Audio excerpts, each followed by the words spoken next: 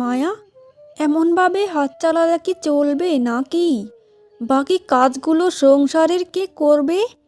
তা রান্নাটা তো এখনো বসানো হয়নি, সেটা কে বসাবে? তোর মরা বাপ মা এসে করে দিয়ে যাবে নাকি রান্নাটা?